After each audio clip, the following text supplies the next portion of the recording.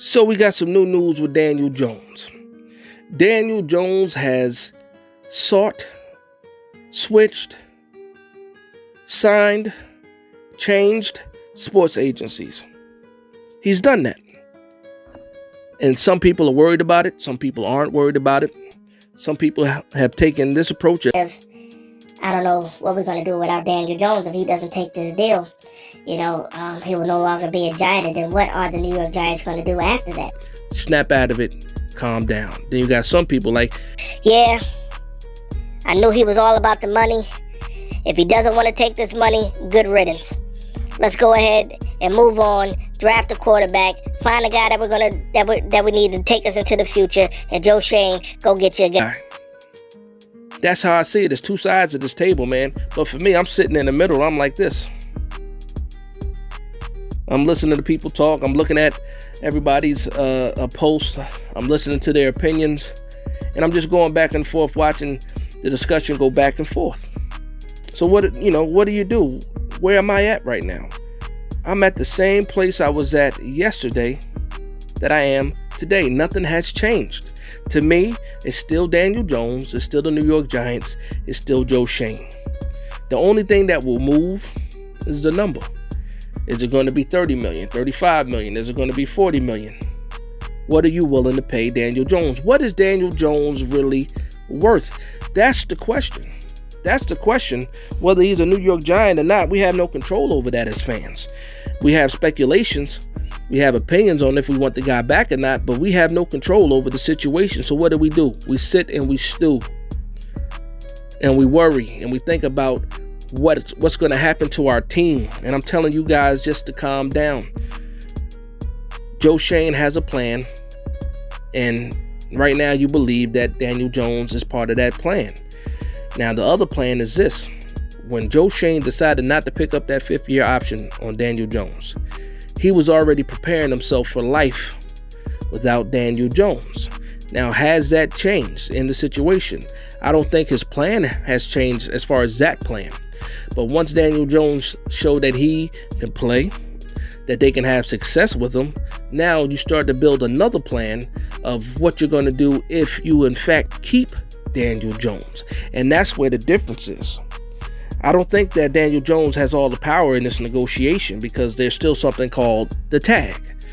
And if you feel like tagging Daniel Jones, you will go ahead and do that. Now, I don't want the tag because the tag, it holds up too much money against the cap.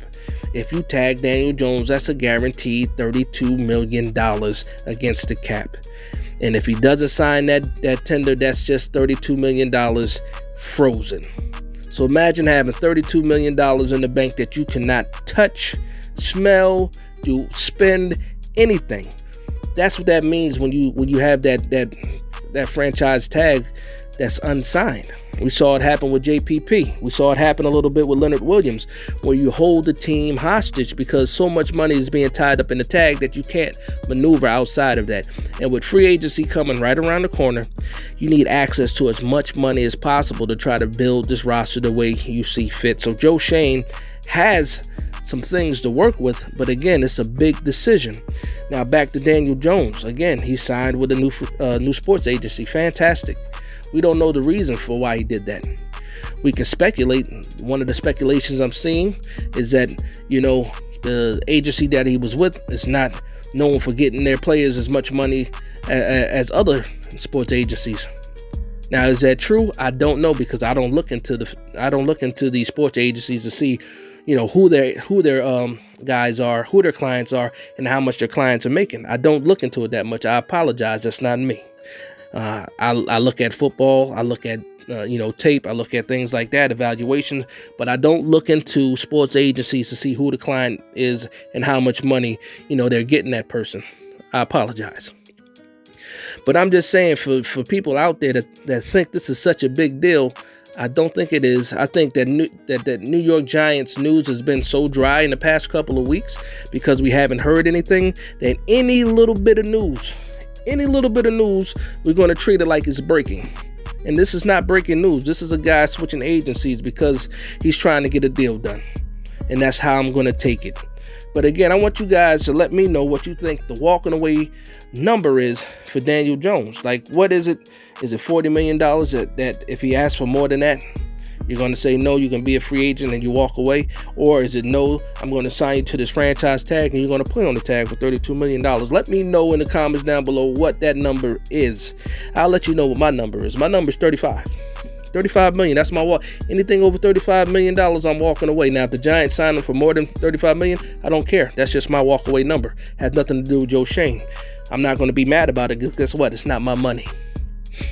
It's not my wallet. It's not my bank account that money's coming out of. So at the end of the day, I do not care. But I'm just saying, for me, the Giants, my opinion, and everybody has an opinion, $35 million is my walk away. Now, Joe Schoen might think that Daniel Jones is a $40 million quarterback. He's going to pay him as a $40 million quarterback. Some people might like it, some people might not like it, but at the end of the day, again, it's not your money. It's not coming out of your wallet. It's not coming out of your bank account. It's not something that you were going to spend if you weren't paying him that money. So again, calm down. All he did was switch sports agencies. It's still Daniel Jones. He didn't turn into Patrick Mahomes overnight because he has a new agent. He didn't turn into Joe Burrow because he signed with a new agency. No, that did not happen. All it did was maybe he has some sharks in the room with him now that can play a little hardball, that can throw their weight around a little bit more than the other team did, but I doubt that as well too. I just think that maybe he didn't agree with how they were representing him. Maybe he didn't believe that they were, doing the right thing for him as far as in his interests. And maybe he didn't like that. Maybe other people talked to him and said, you know what, you should switch agencies now before you get even deeper into these talks for a new deal. So salute to Daniel Jones for doing that, making the decision that's best for him. Because again, this is him. He's the guy that's making these plays. He's the guy that's going to get paid this money to be on this team. So at the end of the day, it is his decision of what he wants to accept and what he doesn't want to accept. It's his deal. Not the agents, not the team. It's his decision whether he wants to sign on that dotted line or not. And at the end of the day, ultimately, I think that gets done. But I want to thank you guys for vibing with me. Please like, comment, and subscribe. And from one Giants fan to another, this is Big Dash Knows, Big Blue Nation. Calm down. Let's go.